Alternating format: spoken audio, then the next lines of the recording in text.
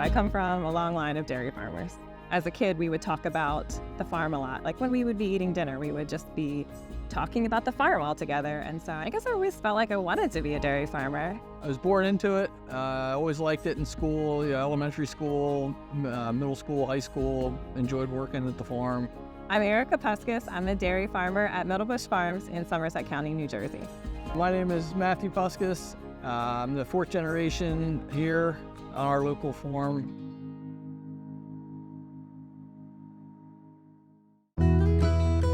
We milk 65 cows twice a day, farm about 1,100 acres, 1,000 acres, crops, corn, hay, soybeans.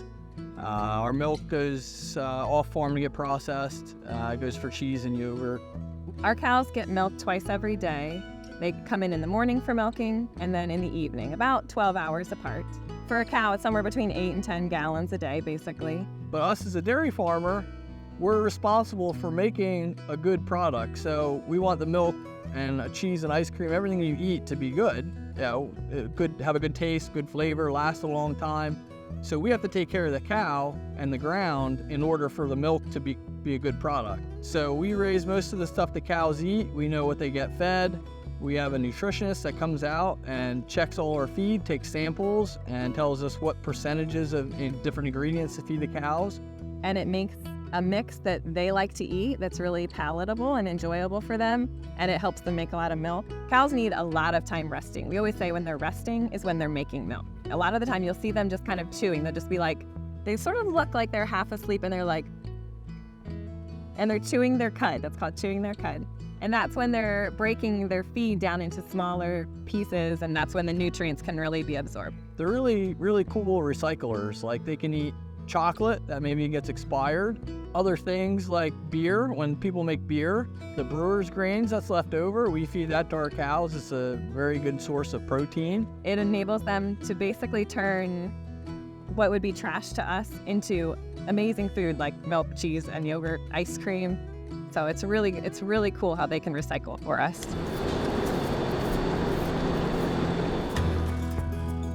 Holstein cows are known for their high milk production. They're originally a breed from the Netherlands. We also have brown Swiss cows. They come from Switzerland, so they're like mountain cows. They're very hardy. They're known to have really good quality, strong legs. But they make less milk that's higher in what you call components, so fat and protein. We also have Jerseys. They're the little brown cows with the big Disney princess eyes. And they are they have unique personalities. They're just like an energetic little troublemaker.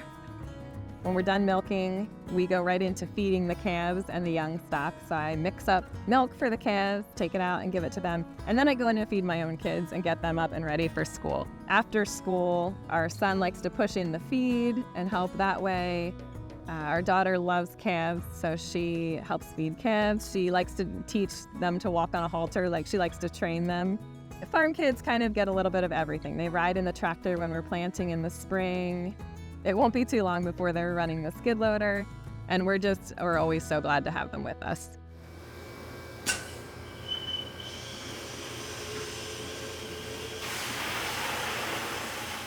When you're a farmer, the support around you is what helps make it easier. In New Jersey, there's only somewhere around 37 dairy farms left in the whole state. We're 2 hours from most of our equipment companies. So any supplies for our milking equipment, all that stuff comes from about 2 hours away. So we have to keep extra stuff on hand in case something breaks, or if a cow steps on something and breaks it. We have to keep all that extra stuff on hand. So you have to have a big inventory, like a lot of money worth of stuff. When you need somebody to help, when you need to go to a wedding or go on vacation, it's hard to find somebody who can help. Erica and I, my dad, my uncle are the 4 people who do all the work here. So if we wanted to take a day off, if one of us, Erica's sick or I'm sick and I don't feel good or my dad's sick, everyone has to know how to take care of everything. We depend a lot on the weather, which we can't control. So as weather patterns change, or if last summer we had a really bad drought, which was out of our control, that makes it hard to feed our cows because they eat a lot of what we grow. At the grocery store, milk is somewhere in the $4 range, and that is a tremendous value when you consider how much work went into each gallon. So dairy farmers operate on a very, very, very thin margin. We care for our cows care for us, and we're making the best, healthiest thing we can make with it. We have a great respect for the work they do, and it's a privilege to work with them. They're all special to us. Like, we care for each one individually. We feed them as a whole, we milk them as a whole, but each cow has their own personality. I don't say we work for them, they don't work for us, we kind of work together. I really, really love being a dairy farmer. It's a lot of hard work. It's a lot of long days. You're gonna get dirty.